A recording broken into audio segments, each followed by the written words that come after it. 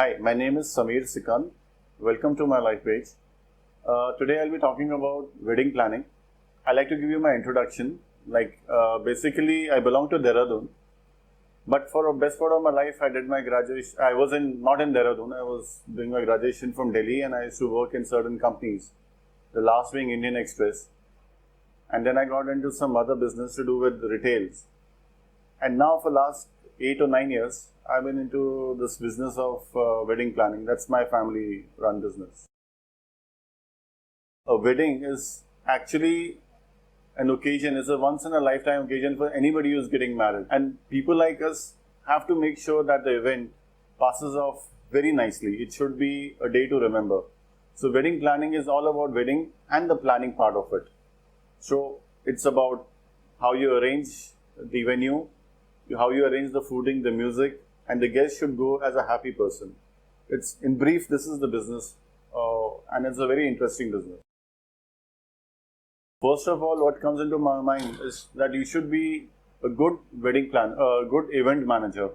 So if you have a brief, even a 6 months or a 1 year course about event planning, it gives you an advantage over the other, probably your competitors, who are in this trade but not that well informed about the theory and practice. The first thing is communication skills.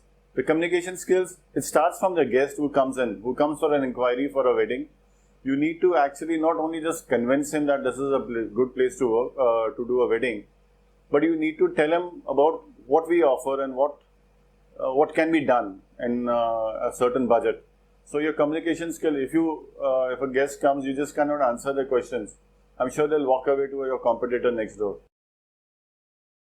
Believe me, this is one of the best feeling you can ever have, is that I am in a business or a trade or a profession where it's part of somebody's happiness. It may not be my personal, I'm obviously not my wedding every day, but I'm lucky to be in a profession where any person having a wedding, and they're happy occasion, they're customs, there are people dancing, there are people singing, they're having nice photographs, they're nicely dressed up.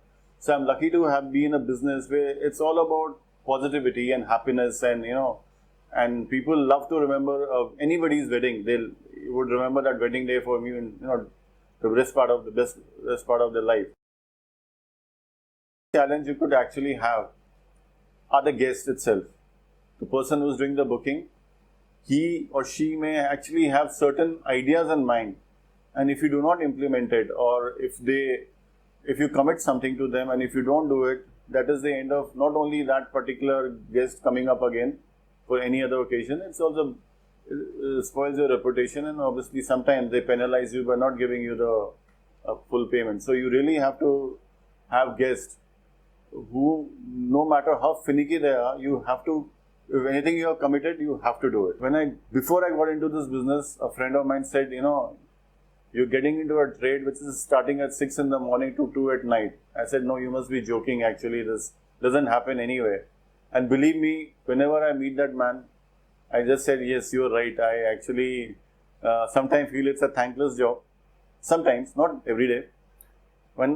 Because once you start off with the wedding season, every day, although it's a new day, but you start off with the fact that, even if there's a wedding on the previous night, you can meet many people and make them, happy. This is a perfect profession for you. Thank you.